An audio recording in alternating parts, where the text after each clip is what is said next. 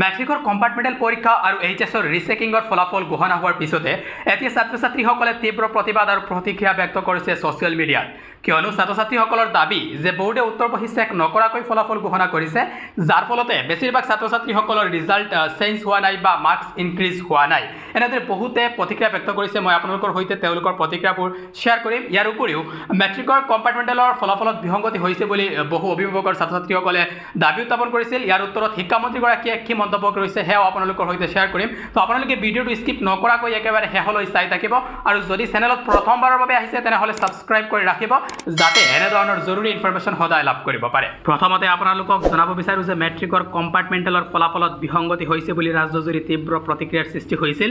একাংশ অভিভাৱক আৰু ছাত্ৰ ছাত্ৰীসকলে প্ৰতিবাদ কৰিছিল আৰু তেওঁলোকে জনায় যে ছাত্ৰ ছাত্ৰীসকলৰ কম্পাৰ্টমেণ্টেলৰ ফলাফলত মাৰ্কছটো চেঞ্জ কৰা নাই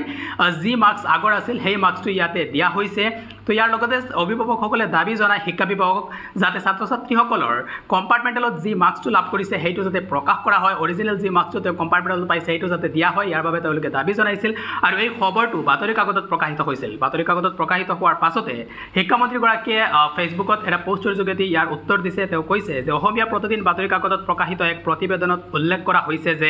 একাংশ শিক্ষাৰ্থীৰ মেট্ৰিকৰ কম্পাৰ্টমেণ্টেলৰ মাৰ্কশ্বিটত মূল পৰীক্ষাৰ নম্বৰেই প্ৰকাশিত হৈছে তাৰ তলতে তেওঁ কৈছে যে সেৱাৰ নিয়ম অনুসৰি যদি এজন পৰীক্ষাৰ্থীয়ে এটা বিষয়ত মূল পৰীক্ষাতকৈ কম্পাৰ্টমেণ্টেল পৰীক্ষাত কম নম্বৰ লাভ কৰে তেন্তে মূল পৰীক্ষাৰ অধিক নম্বৰটোৱেই কম্পাৰ্টমেণ্টেল পৰীক্ষাৰ মাৰ্কশ্বিটত ৰখা হয় ইয়াতে ক্লিয়াৰলি কৈছে যদি কম্পাৰ্টমেণ্টেলত কোনো ছাবজেক্টত কম নাম্বাৰ পায় তেনেহ'লে আগৰ যিটো বেছি নাম্বাৰ আছিল অৰিজিনেল মাৰ্কশ্বিটত সেই মাৰ্কছটো কম্পাৰ্টমেণ্টেলৰ মাৰ্কশ্বিটত দিয়া হয় ইয়াৰ তলতে কৈছে যে কম্পাৰ্টমেণ্টেল পৰীক্ষাৰ মাৰ্কশ্বিটত যদি কম্পাৰ্টমেণ্টেল পৰীক্ষাৰ নম্বৰ সন্নিৱিষ্ট হয় অৰ্থাৎ কম্পাৰ্টমেণ্টেলত যদি কোনো ছাত্ৰ ছাত্ৰীয়ে কম্পাৰ্টমেণ্টেল পৰীক্ষাত বেছি নাম্বাৰ পাইছে আৰু এই মাৰ্কছটো যদি কম্পাৰ্টমেণ্টেল মাৰ্কশ্বিটত দিয়া হয় তেনেহ'লে এই ছাবজেক্টৰ কাষতে লিখা আছে তেন্তে বিষয়ৰ নামৰ কাষতে এটা চি চিহ্ন দিয়া হয় অৰ্থাৎ আপোনালোকৰ যদি মাৰ্কছটো ইনক্ৰিজ হোৱা নাই শিক্ষামন্ত্ৰীৰ মতে যে এই ছাবজেক্টটোত আপুনি পূৰ্বতকৈ কম নাম্বাৰ লাভ কৰিছে ইয়াৰ ফলতে মাৰ্কছটো ইনক্ৰিজ হোৱা নাই আৰু সেৱাৰ নিয়ম অনুসৰি পূৰ্বৰ মাৰ্কছটো ইয়াতে দিয়া হৈছে কিন্তু অভিভাৱকসকলে দাবী জনাইছে যাতে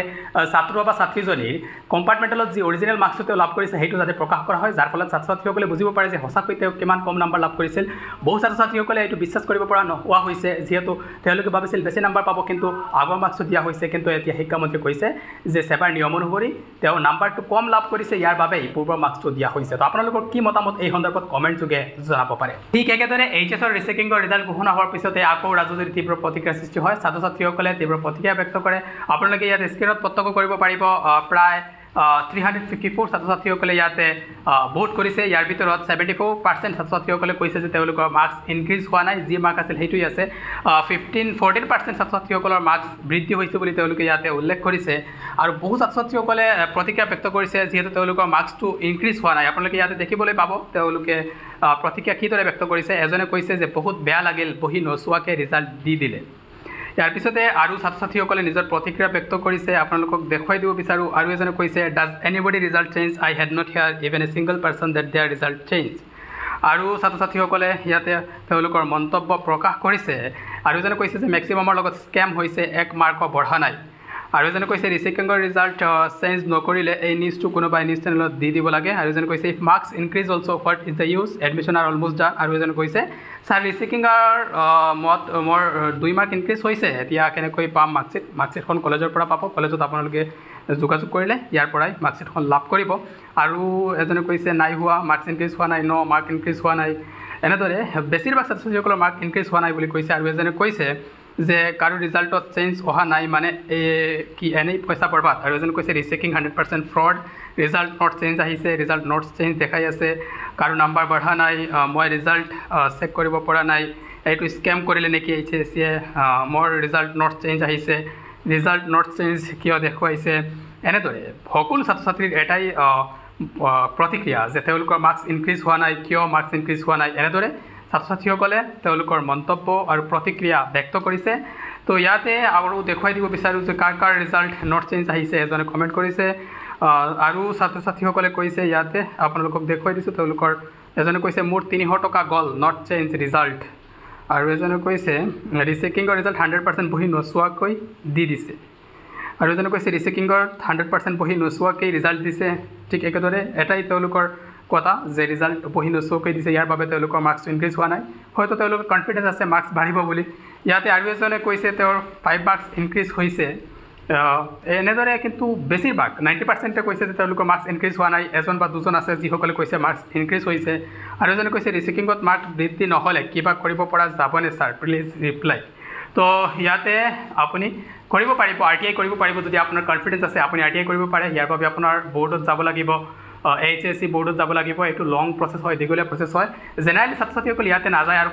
ঘৰৰ পৰা ছাপোৰ্টো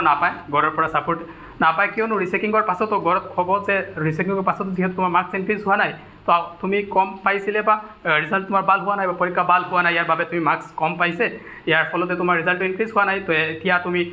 RTI কৰি কি লাভ হ'ব এনেধৰণে বহু কিবা কিবি ক'ব পাৰে তো ঘৰৰ পৰা ছাপোৰ্ট যিহেতু তেওঁলোকে নাপাব ইয়াৰ বাবে এইটো মানে ছাত্ৰ ছাত্ৰীসকলৰ বাবে এতিয়া বহুত টান হৈ পৰিব যে RTI কৰাটো তো মই ভাবিছোঁ যদি আপোনালোকে কনফিডেঞ্চ আছে আপুনি চিয়'ৰ যে মাৰ্কছ ইনক্ৰিজ হ'ব তেনেহ'লে RTI কৰিব পাৰে RTI কৰিলে ইয়াৰ সঠিক যিটো সমাধান এইটো লাভ কৰিব ইয়াতে আৰু এজনে কৈছে বেকাৰ পইচা দিছোঁ 1 মাৰ্ক দিব নাপাৰিলে কি ক'ম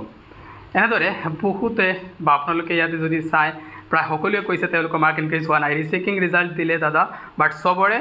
একে চেঞ্জ নাই হোৱা কাৰো মাৰ্কছ চেঞ্জ হোৱা নাই বুলি তেওঁলোকে ইয়াতে উল্লেখ কৰিছে তো আপোনালোকে এতিয়া কি কৰিব পাৰে এতিয়া RTI কৰিব পাৰে যদি আপুনি কনফিডেঞ্চ আছে কিন্তু বেছিভাগ ছাত্ৰ ছাত্ৰীসকলে কৈছে বা প্ৰায় সকলো ছাত্ৰ ছাত্ৰীয়ে কৈছে যে তেওঁলোকৰ মাৰ্কছ ইনক্ৰিজ হোৱা নাই স্কেম হৈছে কিবা কিবি তেওঁলোকে নিজৰ যেটো প্ৰতিক্ৰিয়া এইটো ব্যক্ত কৰিছে তো মই ভাবোঁ আপোনাৰ যদি কনফিডেঞ্চ আছে এইটো আপুনি RTI কৰিব পাৰে কিন্তু RTI ঘৰৰ ছাপোৰ্ট লাগিব এইটো লং প্ৰচেছ হয় খৰচো যাব আপুনি যদি ছাপোৰ্ট পায় আৰু খৰচ কৰিব পাৰে দীঘলীয়া প্ৰচেছ হ'ব তো RTI কৰিব পাৰে নিজৰ উত্তৰ পৰীক্ষণ চেকো কৰিব পাৰিব আৰু ইয়াৰ জৰিয়তে আপোনাৰ যিটো সঠিক যেটো ৰিজাল্ট এইটো লাভ কৰিবলৈ পাব হয়তো ইয়াতে কিবা কিবি হ'ব পাৰে হয়তো ৰিজাল্ট যেনেদৰে ছাত্ৰ ছাত্ৰীসকলে কৈছে পঢ়ি নোচোৱাকৈ দিছে হয়তো হ'ব পাৰে আপুনি যদি কনফিডেঞ্চ আছে তেনেহ'লে এইটো RTI কৰি চেক কৰিব পাৰে তো এয়াই আছিল আপোনালোকৰ প্ৰতিক্ৰিয়া আৰু মোৰ যিটো ক'বলগীয়া আছিল এইটো মই অলৰেডি কৈ দিছোঁ তো আপোনালোকে ভিডিঅ'টো সকলোকে শ্বেয়াৰ কৰি দিব আৰু চেনেলটো ছাবস্ক্ৰাইব কৰি ৰাখিব যাতে এনেধৰণৰ আপডেটবোৰ আপোনালোকে সদায় লাভ কৰিব পাৰে